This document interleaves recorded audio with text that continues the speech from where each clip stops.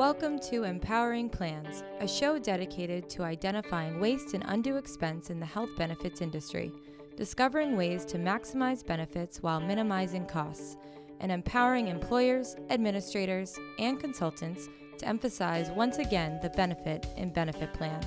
Today's episode is brought to you by Gould Direct Care, a direct primary care practice committed to delivering primary care as it was intended, through trust, openness, and investing in the doctor-patient relationship. Now here are your hosts, the FIA Group's CEO, Adam Russo, and Senior Vice President and General Counsel, Ron Peck. Hello, everybody, and welcome to another episode of Empowering Plans with the FIA Group. And I'm your co-host, Adam Russo, and alongside me, as always, is my good friend and Senior VP and General Counsel of the FIA Group, Ron Peck. Say hello, Ron. Hello, Ron. Ron, can you believe it's snowing outside? I can, actually. After 4 nor'easters, I'll take any. I can believe anything. Now, Ron, I know you don't celebrate Easter, okay? No, but some of us out there in the listening audience do. I mean, this weekend, I was grilling on Saturday. Yesterday at about 5 in the morning, I was literally putting out 150 Easter eggs all across my yard so that my 4 kids can find them. And, of course, they wake up at like 6 a.m. because they want to go outside to get the Easter eggs. But I told them that the eggs haven't hatched yet. They haven't come out of the ground yet. Oh, I see. So we couldn't get out there until about 8 grow, o'clock. yeah. Right, they grow. But it's snowing now. Right. What's going on? Well, hopefully those are dyed eggs and not white eggs. Otherwise, you're not going to find them in the snow, Adam. But, you know, as a member of the Jewish people celebrating Passover, you know, just like every other Hebrew holiday, you know, again, this is all about suffering like the slaves in Egypt. So I think that this is just another opportunity to go outside and suffer, Adam. So the 15 relatives I had at my house, you know, all of them who just literally sat on the couch while I was taking all the dishes out of the dining room, putting them in the dishwasher, like not one person, and I hope they're listening, but Uncle Derek, you did not get off your butt. The entire time, he's sitting there watching the baseball game during the nothing. I then took chairs and brought them back to the basement. You know, the chairs that you don't use unless a bunch of people come over. The folding chairs with the dust. Exactly. Oh, yeah. You think anybody wanted to help me? No. I'm not saying I'm like the slaves in Egypt by any means. But, you know, I definitely suffered this weekend, Ron. Yeah, that's good. You got a piece of it. That's great. Speaking of suffering, Ron mentioned earlier to me, one of the reasons I became a lawyer, I mean, actually the only reason. Folks, for those of you out there who believe that every kid that decides to go to law school or aspires to be an attorney is doing so to stop injustice, to help the poor folks. Folks, I was poor. I wanted to help myself, okay? There was no poor folks to help because it was me that I was trying to put some money in my pocket. But the reason I became a lawyer was LA Law. So for those of you who watched that show, I guess, Ron, you mentioned Steve Boschko. I have no idea if I'm pronouncing his name right. Sure. But he produced the show. He died at the age of 74. Is that correct? Yes, I believe it was a rare form of leukemia. He was the mind behind NYPD Blue, LA Law, and a number of other crime and law-based dramas that are very well acclaimed. I mean, it's the reason I am where I am today, is watching that show every single week. Remember Corbin Bernstein? He was a lawyer on that show. He was like a divorce attorney every week. I mean, he dated a different girl every episode. So I figured, oh, that's how you do it. That's how you get dates. You become a lawyer. So now you understand why I am who I am. Honestly, he's on the Mount Rushmore of the FIA Group. He's one of the founding fathers. That's awesome. Anyways, Ron, we are very lucky today to have a special guest. It is Dr. Jeffrey S. Gould. Dr. Jeff is a dear friend of mine. He's also a dear friend of this program, dear friend of the FIA Groups, and also a friend of yours, Ron, I believe. That's right. No silver, no bronze here, only the gold. He is the standard. He is the gold medal standard. Dr. Gould is the founder of Gould Direct Care, which is located in Marblehead, Massachusetts. Now, people might think, listening, oh, Massachusetts must be close. It's like a 3-hour trek to go from Braintree to Marblehead. And that's why he's not our direct primary care doctor. If he was anywhere closer, he would be. But I want to make sure we say hello to Dr. Gould. You there, doctor? I am here. Hi, guys. Thanks for having me. We appreciate you being on this show. We appreciate that sincerely. Really quick question, if you don't mind, Dr. Gould. I'm just calling you Jeff, or Dr. Jeff. I don't know. Well, just call him Dr. Jeff. Dr. Jeff, I actually, for the first time, I decided to go on your website and actually read it. Okay, I'm going to be honest. And by the way, for those listening, it is golddirectcare.com. That's golddirectcare.com. And not very similar to my reason to become a lawyer, which was watching a TV show. Your story of why you wanted to become a doctor really hit home with me. I had a very special relationship with my babcia, which is my Polish grandmother. And I guess you did too, and that's a big part of maybe the reason you decided to become a doctor. If you wouldn't mind just sharing that story with us, that'd be pretty cool. Yeah, I love talking about my grandmother. Her name was Bella. It was my mom's mom. My mom's an only child. I'm an only child, so I was her only grandchild, and we were pretty much inseparable from the time that I was born. I pretty much stayed over. They lived about 3 minutes away. Stayed over with her and my grandfather every Saturday night. My grandfather was a sports freak. Would have like 5 TVs going with radios, listening to all the games, probably because he was gambling on most of them. But my grandma and I were really close, and I was actually very lucky to even get the 16 years with her that I did, because I found out that when my parents were on their honeymoon, before I was born, she actually had a massive cerebral hemorrhage and needed neurosurgery, and was actually very lucky to have even made it through. And the only side effect she had was her hair grew back gray instead of blonde. I mean, she had no speech impediment, nothing. And about when I was 14, we started noticing a lot of, just a little bit of memory issues, and she was struggling with coordination, and she was only 62, but pretty much at that point they just gave a diagnosis of dementia. She progressively got worse over my 4 years of high school. We tried to take care of her at home for a couple of years, but unfortunately, when it got to the point that we needed to put her in a nursing home up here on the North Shore, we were unable to get her qualified for Medicaid because of some document that was still listing her on the family business, that she was still taking an income even though she was retired.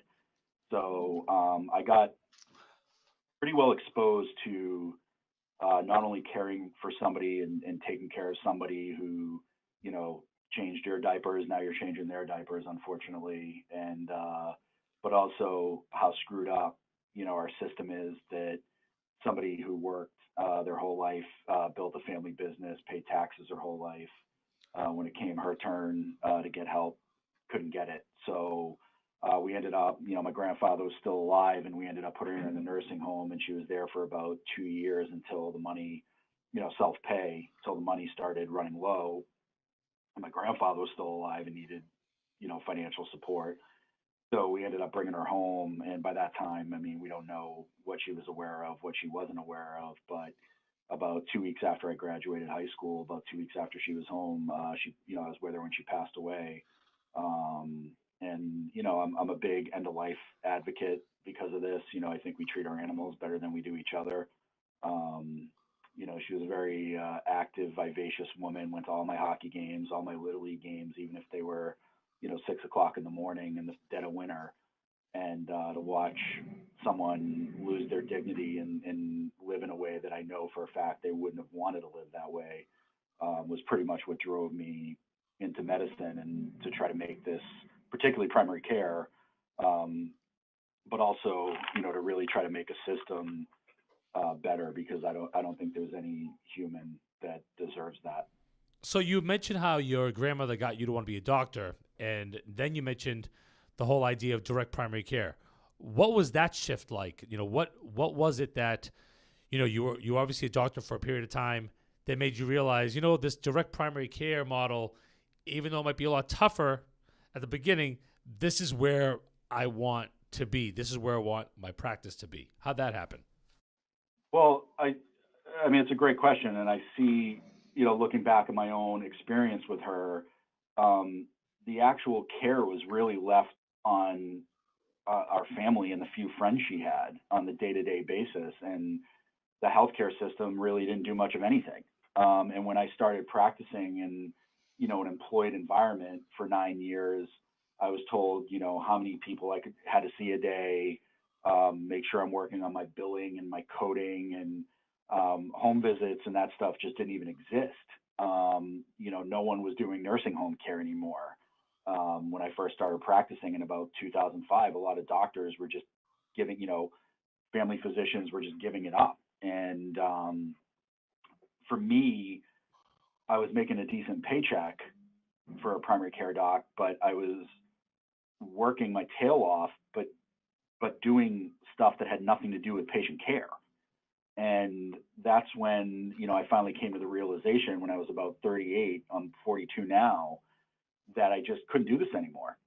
This wasn't medicine. I always say, now I'm practicing medicine. Before I was practicing paperwork and insurance.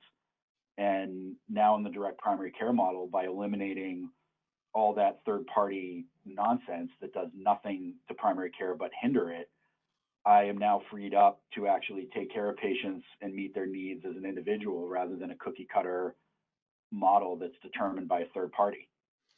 So, Jeff, this is Ron. Hey, as I talk to people about direct primary care and how it's almost a subscription-based concierge medicine, you have this doctor, you can call on them anytime, they get to know you, and you're paying rather than per service. It's almost like you're paying for access, and once you have access, your needs are met, whatever those needs may be. And without fail, the question always comes back to me, well, how does that work logistically? Because when somebody is paying per service, it kind of creates this sense that people are only going to visit their doctor when they need them. And then there's this concern that if I'm prepaying, am I going to overuse you? Am I going to abuse the system? And I guess the question is, how do you deal with that? How logistically has it changed as far as the number of people you're seeing, how often you're seeing them? Do they take advantage of that? The fact that, again, they've prepaid, so why not call you every day? How is that working for you? Well, I just want to clarify one thing that you mentioned. I think direct primary care and concierge medicine are really two separate entities in the sense that with concierge medicine, who's still billing third parties, whether they be private or public, such as Medicare or Medicaid, you're really solely paying for the access. And it's I don't begrudge anybody doing it, physician or patient, but it's really doing nothing to expose what the major problem is with our healthcare system and how we pay for healthcare, particularly primary care, and why insurance costs are through the roof. Direct primary care, people pay a much more affordable membership to me that includes all of their care. So I'm not billing any third party whatsoever. I work solely for my patient. So can you give us an example of when you say, the pricing wise, how does that pricing work right now? And I noticed on your site, you have like 5 different pricing models. So I was hoping to find out, like, why am I paying more potentially than, let's say, Pat, our producer, right? So if you could explain that pricing model, how that works, and basically what type of actual services you cover or that you can handle at your place in Marblehead. Right. Well, before I answer that, let me go back to Ron's question for 1 second, because I think, Rushika Fernandopoul, who's the CEO and founder of Iora Health in Boston, who does a direct primary care model, uses this great quote, which I like to steal from him all the time, but at least give him credit for it. And it's basically, primary care has become transactional medicine rather than relationship-based medicine. And that's what primary care is supposed to be about. If you need surgery, you need the transaction, you want a good surgeon to take good care of you, see you through the process, and then see you later. You don't want to see a surgeon unless you have to. Primary care is really supposed to be about that relationship base. And that's what we try to do with more of a membership model. I could do a cash-based fee-for-service model, but then all I'm doing is getting back to volume and frequent visits, and I'm not doing actual medicine. I'm just becoming more of like an urgent care center, but just taking cash.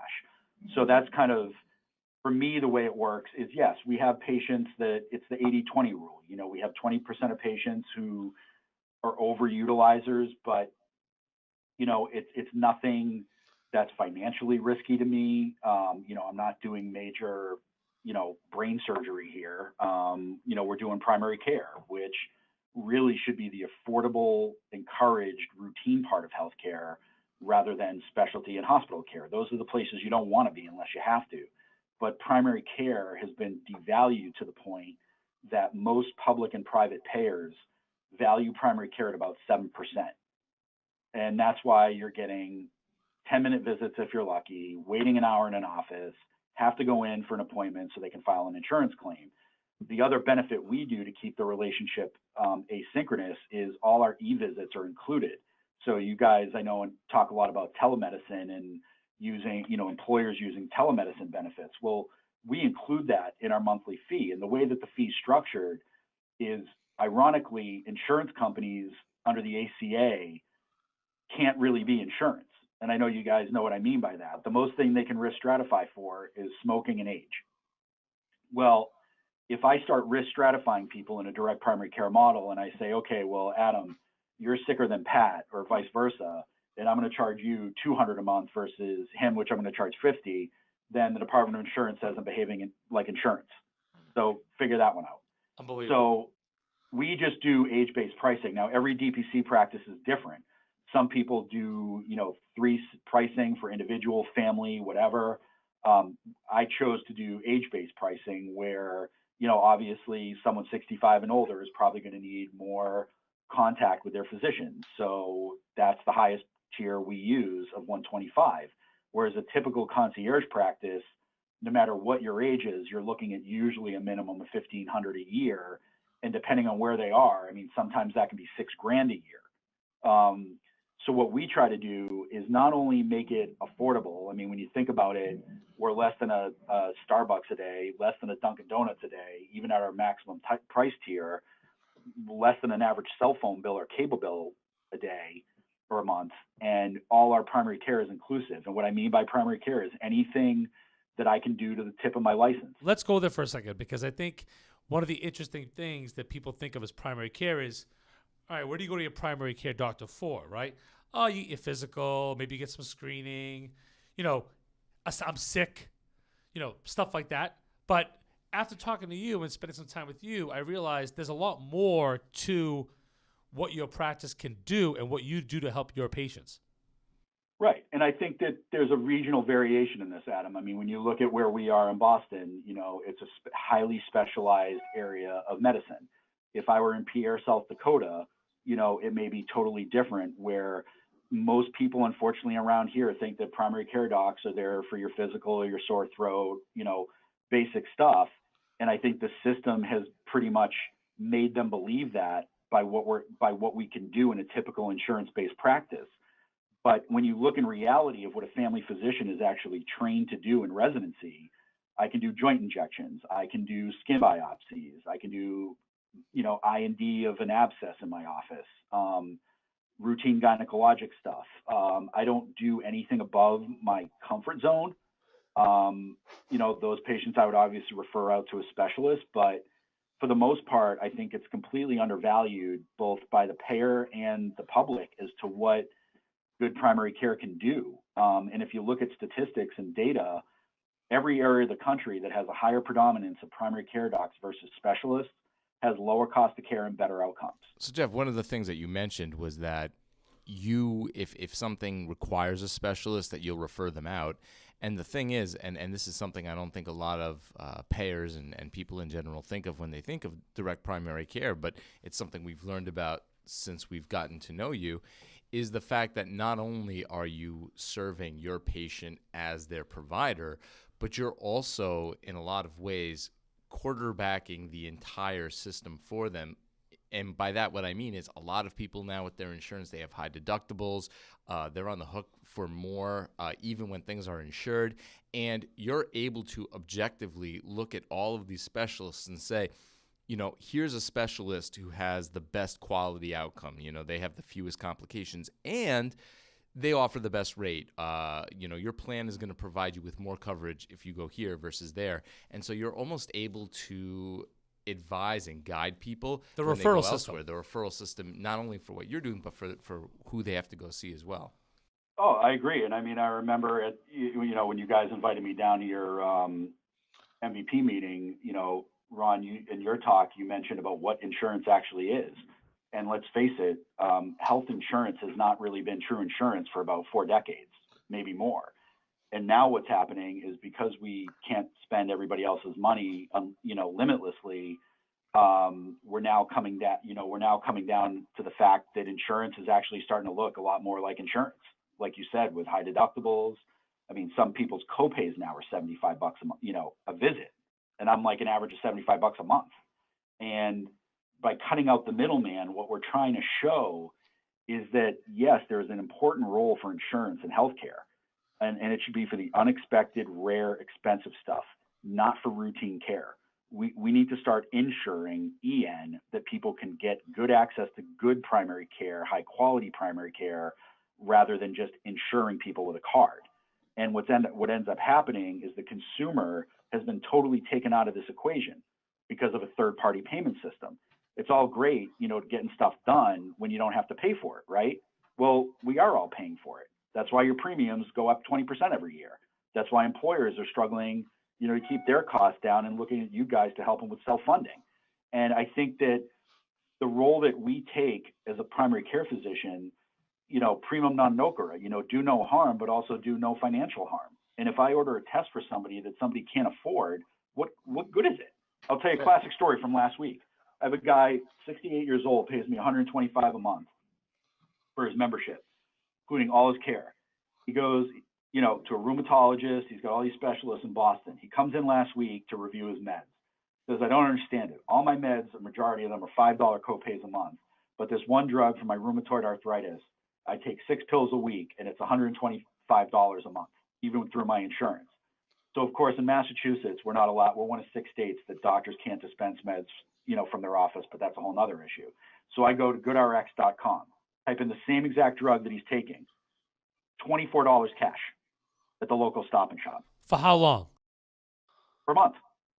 So 1/5 of what he's paying. But he can use a month. He can use it every month. He can bring the coupon in every month and just pay cash. So basically, this guy now is saying, oh, I'm on Medicare. People will say, well, why should I pay $125 a month, to go see Gould?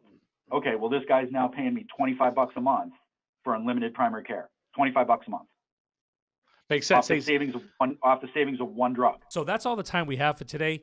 I want to make sure everyone's aware. Dr. Gould can be checked out at gouldsdirectcare.com. If you're in the area, feel free to go to his beautiful office in Marblehead.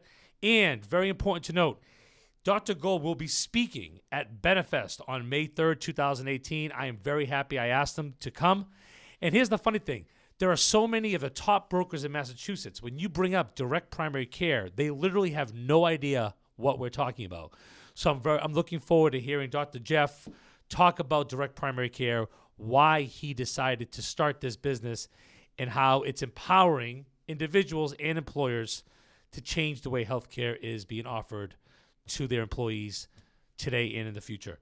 Dr. Jeff, thank you so much for joining us today. We appreciate it. We hope that you enjoyed this. Oh, I did. Thank you. It's always fun talking to you guys, and I really appreciate you having me. And I'm more than happy to come back on at a later date or whatever you guys want me. I'm there. Well, we know that you're a man of few words, as Ron and I like to say, just like us. I mean, the three of us in a room after a couple beers, no one's talking because all three of us are talking. So on behalf of Dr. Jeff Gould, on behalf of Pat Santos, our producer, attorney Ron Peck, and myself, Adam Russo, thank you very much for joining us today, and thank you for empowering your plans with the Fiat Group.